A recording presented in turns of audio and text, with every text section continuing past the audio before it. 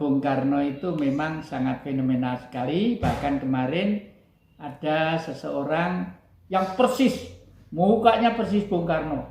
Karena mukanya persis Bung Karno, berpakaiannya selalu pakai topi, selalu pakai kemarin kesini ngomong-ngomong saya temu tuh di ruang kulit diambungi gitu ya. Orang itu tinggal di Sidoarjo atau Krian gitu ya di sana. Terus diantar sama orang-orang perasaannya itu Bung Karno ya toh. Nah, makanya ya tidak bisa disalahkan juga kalau ada orang yang menganggap dia itu Bung Karno. Untungnya yang dianggap Bung Karno satu, pribadinya bagus, kedua nasionalismenya tinggi.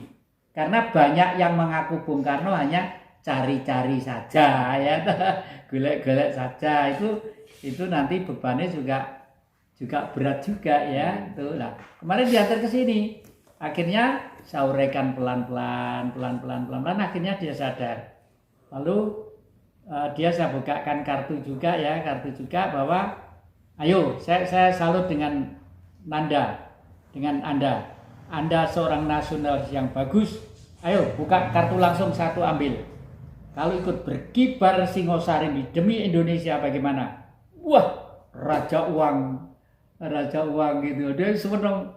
Anda nanti akan jadi orang kaya raya. Tapi ingat, di depan Anda itu, tangan Anda begini memberikan sekepeng koin kepada orang yang minta depan Anda, kartunya seperti itu. Artinya apa? Anda percuma menganggap bahwa dirinya penerus Bung Karno kalau tidak melaksanakan ajarannya. Ajarannya apa? Yang 27 Juli tadi itu loh. Tanggal 4 Juli tahun 27. Ajarannya apa? Marhainisme. Marhen itu manusia yang miskin bukan karena melarat, tapi karena sistem. Ya miskin karena sistem ya. Satu, orang itu rajin. Orang itu punya modal, orang itu punya lahan yang luas, tapi hidupnya miskin. Karena sistem. Lah, liberal yang kapitalistis itu akan terus-menerus bergelombang menanamkan sistem. Termasuk salah satu sebabnya adalah lepas dari benar atau tidak. Kenapa? Rakyat diobong-obongi untuk ini dengan bendera ini kayak dengan ini kok begitu aja bergerak gampang ya. Permasalahannya semua punya perut dan punya perasaan. Perut butuh isi, perasaan butuh dingin, butuh ayam, butuh tentrem. Ayam tentrem itu tidak perlu pakai duit, butuh sistem. Oleh karena itu pemimpin yang menjadi RI 1, yang menjadi gubernur, yang menjadi bupati, wali kota termasuk RT RW, syukurlah kalau bisa seperti Puntadewa. Puntadewa itu seorang ratu. Kalau saya pakaiannya masih macam-macam gini ya. Kalau Puntadewa enggak mau pakai gini-gini, enggak mau apa gini karena artinya gitu. Lah saya masih pengen kumpul sama adik-adik ya, berotok apa istilahnya? Kebro sini lah. Sebenarnya politik ini kan selama ini dicitrakan sebagai sesuatu yang buruk dan cenderung korup gitu ya. Sebenarnya kalau orangnya sudah selesai dengan dirinya sendiri, politik ini bisa menjadi thoriqoh, jalan menuju Tuhan ya. Dengan konsep Bung Karno tadi. Betul. Kalau politik itu benar, politik itulah justru konsepsi untuk menghadap Tuhan, istilahnya Mas Indra tadi itu. Kenapa? Politik itu dari kata poli dan etika. Pergaulan yang penuh dengan kesopanan dan kesantunan. Supaya pergaulan itu sopan dan santun, dihimpun supaya tidak liberal tadi itu. Menjadi partai-partai, kelompok-kelompok, ormas dan lain sebagainya. Nah, kalau itu dilakukan dengan baik, waduh, semua dulu tuh di rumah saya deh. Kalau waktu penggemblengan Komar 1, Komando Rakyat Marhen, Komar 2, Komando Rakyat Marhen 2, digembleng gitu, waduh. Sampai sekarang yang tua-tua itu ya masih etas seperti saya ini. Wes, hidupnya sederhana semua. Saya aja masih gini-gini karena ya piye ya. Karena ya kadung didadekne koordinator rojo-rojo ya saya menyesuaikan diri lah. Kalau tamu mosok omahe gedhek Boleh kiri kena berat toh ya. Ya terpaksa gini. Tapi ini semua itu mujizat deh. Karena apa? Dikirim semua. Saya nggak beli, semua itu tidak ada yang beli, termasuk meja marmer Itali itu. Karena apa?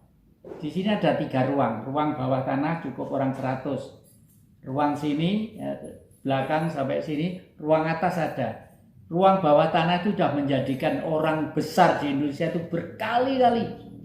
Megawati itu jadinya bukan dari sini, ya. Termasuk yang terakhir Pak Jokowi itu jadinya rapatnya juga di sini, meskipun Pak Jokowi tidak ikut. Ya. Karena saya dengan teman-teman giring terus, tanya kepada gaib, kepada leluhur, ini nanti Indonesia siapa yang mengisi gitu ya. Ya gitulah. Jadi ada yang menjadi orang besar, tahu-tahu dikirim ini, saya tuh bingung sampean. Ya syukurlah.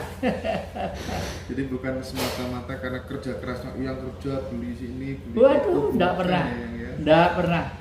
Kalau adik-adik lihat salah satu lukisan saya di sana, itu saya minta harganya yang gede itu 150 M itu. Saya minta terus. Tapi saya waktu beli berapa? Enggak sampai 5 juta. Kenapa begitu? Ada orang bawa gulungan, terus ditaruh di situ, Pak beli lukisan apa? Tak saya bukanya ya Pak ya. Nggak usah kita lihat. Saya itu peka. Ini kanvasnya apa? Ini catnya apa? Begitu saya buka, loh kok persis seperti punya Indra Gunawan, ya. Nah kalau betul-betul asli berapa itu? Kalau 150 M aja laku. Kalau betul-betul asli. Tapi tidak mau saya begitu seperti itu ya. Ya, saya selalu bilang bahwa ini mungkin loh ya, mungkin tipe Hendra Gunawan. Meskipun ada orang yang berani tanda tangan di atas segel, waktu melukis itu dia ada, masih hidup orangnya di atas segel. Ya, kamu udah pernyataan tak W100 ribu saya kasih buat di atas segel. Waktu dia sekolah melukis di Bandung, waktu melukis ini dia ada, itu. Nah itu saya tawarkan 150. Siapa tahu ada yang mau. Nggak ada nggak apa-apa gitu. Kalau itu yang satu lukisan Belanda yang ada di Bali itu. 2 yang satu udah laku. Yang Jago Tarun itu. Luar biasa. Yang Jatikusumo, saya flashback lagi ke ini apa tuh namanya di Tengger itu ya, di suku Tengger itu ya. Itu ada anak kecil. Jadi dia semacam kayak kesusupan gitu ya. Jadi pertama dia berbicara dengan persis bahasanya Bung Karno, tetapi di eranya Ken Arok. Yang kedua setelah dia setelah dia kesusupan lagi, nadanya sama persis dengan Bung Karno, tapi di eranya Patih Gajah Mada. Nah, yang ketiga ini suaranya persis Bung Karno, dan dia berbicara di eranya Bung Karno. Beliau mengatakan lewat anak kecil itu, 2 pakaianku dijual oleh bangsa ini. 2 pakaianku dijual oleh bangsa ini, dan saya tahu dijual kepada negara mana, dengan harga berapa, siapa yang menjualnya. Konon itu ditafsiri sama para sesepuh. 2 hal itu adalah otonomi daerah, yang kedua adalah pilihan rakyat, pilihan pemimpin secara langsung. Tanggapan yang Jatikusumo seperti apa? Jadi apa tadi yang satu apa? Otonomi daerah. Otonomi daerah. Terus yang kedua pilihan rakyat secara pilihan pemimpin secara langsung. Nah itu memang sistem seperti itu selalu menjadi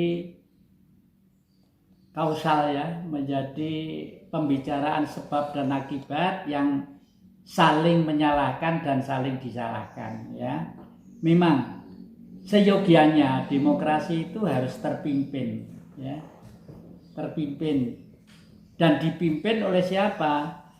Memang dipimpin oleh seseorang, namanya pemimpin itu mesti satu ya. Tapi akibat dari ini semua sistem akhir-akhir ini terbentuklah pimpinan, bukan pemimpin. Bukan pemimpin. Nah, pimpinan. Oleh karena itu, karena pimpinan bisa direkayasa dengan pikiran manusia. akhirnya jual beli atau fulus lah. Nah, lalu kalau menurut sistem Bung Karno bagaimana? MPR ini adalah tempat rakyat itu sendiri, Majelis Permusyawaratan Rakyat, ya. Siapa yang di MPR? Belum tentu kalau dia itu punya partai, belum tentu kalau dia itu punya ormas.